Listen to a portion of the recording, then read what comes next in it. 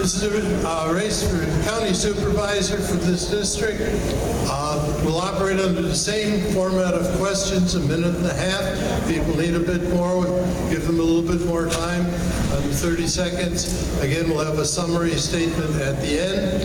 I will reserve the right to ask additional questions, and I'm just going to have the two candidates introduce themselves. I think the mayoral candidates everyone knew. I assume that both of you have your supporters. I see that you both have your supporters here, but why don't you introduce yourself? You are? I'm Milwaukee County Supervisor Jason Haas. Right. And you are? Hi, I'm Franz Meyer. Okay, and you hope to be county supervisor? And I hope to be the next county supervisor. All right, well, why don't we start with you then, the first question. What will you do to revitalize our county parks? So county parks are super important to me as an educator and an athlete and resident of the county. Milwaukee's county parks are some of the best reasons to live in Milwaukee County. And there's a lot of needs in our parks, and it's going to cost some money to do that. But luckily, there's a lot. We have a $1.4 billion county budget. And in order to leverage some of that, but it's all being used for lots of different things. Right now, the county is spending $6 million on the Estabrook Dam, which is not something that we need to do. And my opponent has voted for that over 10 times. And that's $6 million that could go to reinvesting and rebuilding 6 to 8 different park pavilions or baseball diamonds or basketball hoops at different parks all across the city. And that's one of the needs that we can do, and that's something that we can do in order to fix that. Mr. Haas, the same question to you also, revitalizing the county parks. Thank you, Mr. Youngquist. It's great to see and hear you again, sir. So, obviously, the parks are a big reason we live here. I ran 5 years ago the message, clean parks, better transit, community safety. Parks have been one of my biggest focuses for sure. I've done a lot to improve our parks. Obviously, I'm kind of best known as the beer garden guy. I championed the Humboldt Park Beer Garden, and that has brought some direct, significant investments into Humboldt Park. But there's 11 other parks now in my district. They had in Jackson Park last week. So, what do we do? That's a great question. It comes down to the money. Yeah, the funding is very, very important. I have voted in a lot of money for our parks as part of getting the county on a good, healthy fiscal standing, which I've helped achieve. The county's been running a surplus the past several years. Yeah, Milwaukee County has a surplus. I voted for that. I've helped make it happen. We've taken part of that and put it back into the parks. We're improving the parks through direct investment and through cooperation. I have really striven to cooperate where I can with the city of Milwaukee, with MMSD, the sewerage district, on improving our parks. The St. Francis Brewery, a big partner of the Humboldt Beer Garden, all the other partners at the beer gardens give us direct improvements in our parks. All right, so follow-up question. And this is the one that just keeps coming up in all of our races. Do you approve or disapprove of the streetcar? And if so, why? Start with you. Thank you. There's been a lot of confusion about the streetcar issue. The money has to be used only for that purpose. It can't be used, as I'd love to use it, to fix the roads or to pay for more police. That'd be great. But it has to go to that purpose. What's happened, because that development is starting, downtown is booming. So the taxes up there will rise to pay for more services down here. So I think it's a good thing. We're getting more money to pay for improvements into our streets, fix the potholes, maybe add some more cops. And it reminds me of how I voted to add the first new class of sheriff's deputies in over 10 years. That is a direct improvement to the safety. That's what comes from investing in our community. All right, and I just would like your response, if I might, on the business about the Estabrook Dam, if you might just explain your position on that. Sure. Well, I have listened to my constituents. I've been around for 5 years. I've been, you frequently would have seen me at the Garden District Farmers Markets. obviously can find me at the Humboldt Beer Garden during the summer. And I've heard from a lot of people over the years. And lately, people say, I don't think this is a good use of the money.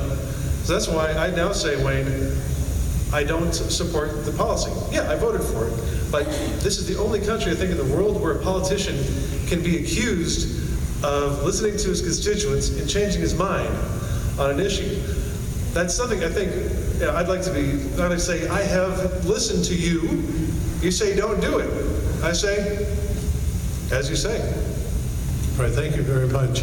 And if you'd be so kind, the question that asked about the streetcar. Yeah, so I know a lot of people in this district are frustrated about the streetcar because, if it's a measure of how government has been asleep at the wheel for this. The money was allocated to the city over 10 years ago to pay for the streetcar, and the city sat on it. It's not really a county issue so much. But because of that, we're not going to be able to see many of the benefits for that down here on the south side. And so,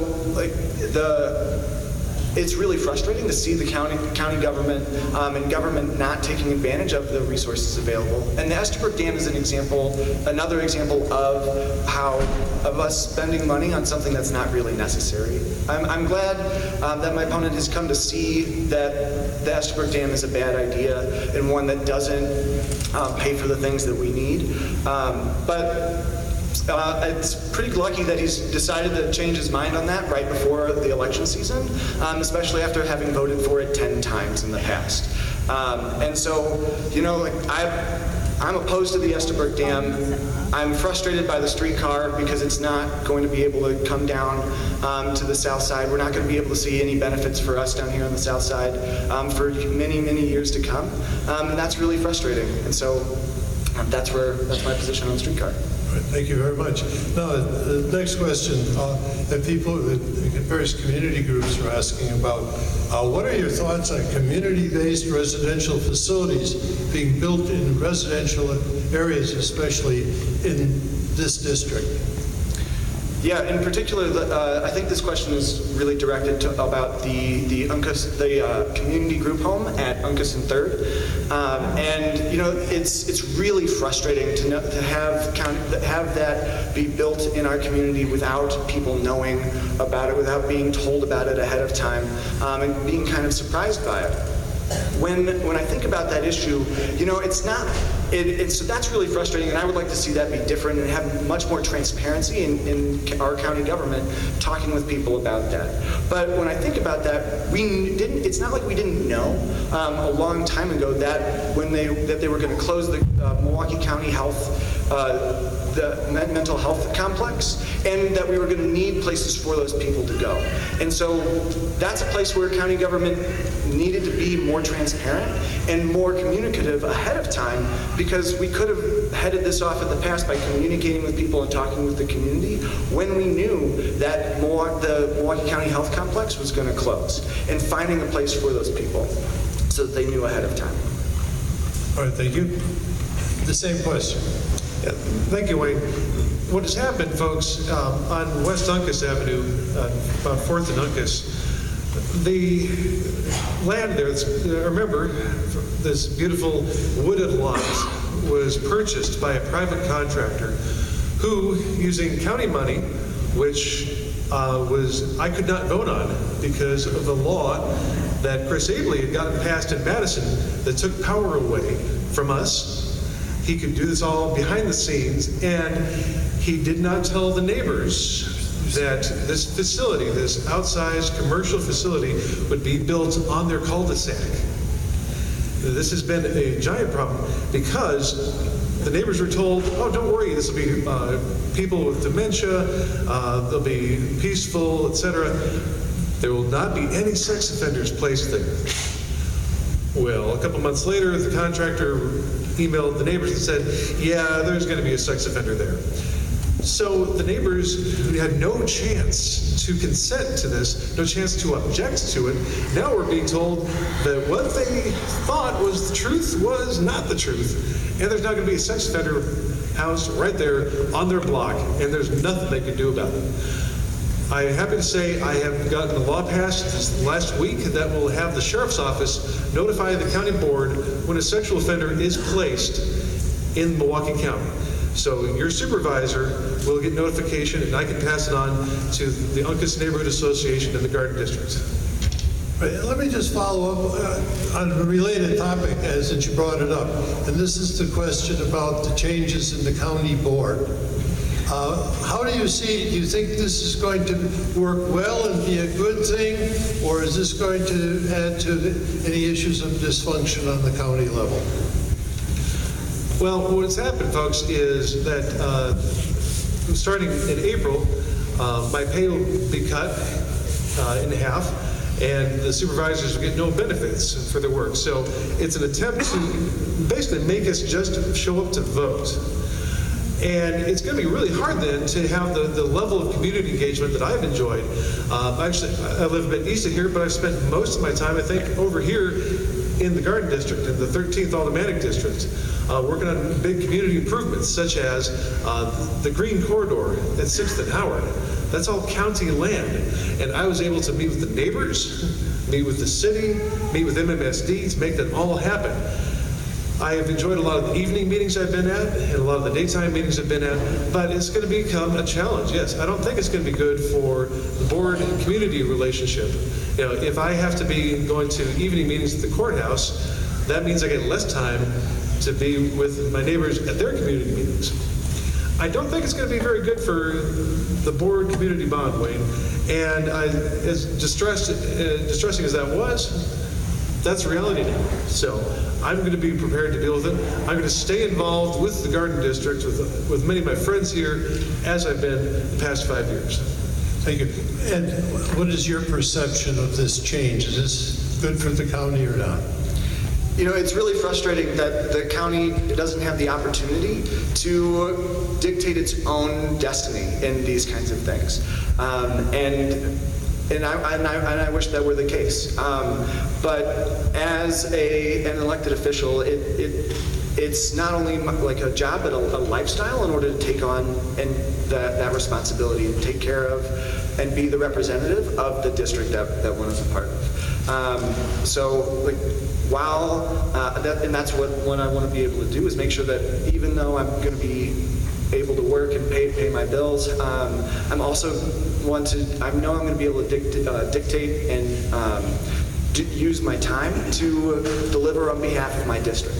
I've been talking with my employer about being able to do that and working half-time so that I can devote as much time as necessary to being the best elected official that I can. Thank you. Let's revert back to a related question to the question before, and this is a question about violent sex offenders. The question was written as violent sex offenders of children are the only offenders not allowed to live around a school, park, or daycare. We do not want any sexual offenders living around these areas. Do you agree or disagree, and what can you do about it? Being a sex offender is a mental illness, and as such, it's that they need care in order to manage that, but it's not something that necessarily goes away. And so I'm opposed to having violent sex offenders around schools and parks and other places where there will be children. But what the county needs to do is make sure that wherever those people are, especially if it's wherever they are, they get the care and support that they need, and also have the same kind of restrictions and policies, and the community have the same kind of protections that they would have were they at the mental health complex that we have had before. Franz? Thank you, Wayne. Violent sex offenders, I do not want violent sex offenders anywhere near Morgan Park, near Tippecanoe Park or Saveland, any of the parks in my district, much less here by Burdick School. Now, my daughter attended summer camp here once, so I know the school pretty darn well, and I get uncomfortable thinking about if there was somebody we don't want thinking about bringing our children. That's why the county had, for many years, we kept the most violent monstrous sexual offenders in secure detention out at the mental health complex, the BHD, mental health complex on the county grounds. There they were well removed from schools and from parks, and they were under secure detention, so they couldn't get out. Well, what's happened lately, unfortunately, is that the whole complex has been shut down by this county executive, and we don't know what's happening there anymore. It's extremely concerning to me. That's why I got a law passed, so that when a convicted sexual offender is placed in the community, the county board, I as your supervisor, I get notified when that happens. That was the case several years ago, but I think after the state moved to this electronic notification system, electronic information system, the sheriff's office stopped getting the notices, and so the board stopped hearing about it. We need to do that again now that an offender has been placed on Uncas Avenue. All right. Let's see, I didn't ask you that question, did I? Yes, we did. Okay. Absent-minded professor here. Right. So we have a final question. If you could do, several people asked us from several offices. We're asking it of yours. It's essentially, they said if you could be a king. Well, kings don't do much anymore. But if you could do anything you wanted to without any board approval or could bypass existing laws, what's the one thing that you would do? The thing I ran on and that many people loved was I was talking about improving the parks, improving transit. I have done that through the normal means. I haven't had to go to the state when I don't get my way and pay my friends to pass laws that give me power. So I'm happy to have done that. If I was king, wow, would it be a beer garden in every park? Actually, my wife would say no to that because we're across the street from a park, and, well, that would not be good. I would love to see the funding levels restored for our parks. You know, Humboldt Park used to have, I think, 3 or 4 full-time workers in that one park. I think there was one guy at Saveland, full-time. Now, they're at Tippecanoe, full-time. Well, as much as those days are behind us, gosh, if I had the power, well, first of all, I would guarantee double the economic prosperity for every person in this room. And second, I would greatly increase the funding for parks and for transit. Because, you know, whether you're on the south side or the north side, you got to get around. So those are the things I'd look at doing. I'd want to remain accountable. But of course, if you're the almighty king, there's no accountability there. I guess that's part of the question. And we'll ask the same youth, a number of people seem to have been interested in this, as to just what would you do if you had the power to do anything you want on the county level, presumably, what would that be? At the county, if I could do anything that I wanted to do, as an educator and someone who works with kids and teachers and families all over the districts in the city, I think a lot about how do we leverage the resources that we have to make sure that every kid gets an excellent education, every family has a park that they can go to, and we all can enjoy the city that we live in. And you know, right now there's $300 million in deferred maintenance on our parks, and we've been kicking the can down the road on that for years. We've known about that the domes have needed major reinvestment for over 20 years, and the biggest that we've been able to muster for that is about $500,000 here or $500,000 there, while we're investing $4 million a year in the Bucks Arena or $6 million in the Estabrook Dam. And so those are things that we can do better on, and that's the kind of planning for things like that, and looking down for the future and making plans now so that we're not kicking the can down the road, and we're coming up with ideas that are going to solve problems now so they don't come back up next year or the year after that, but are continually satisfied and worked through 20 years from now, just like the domes.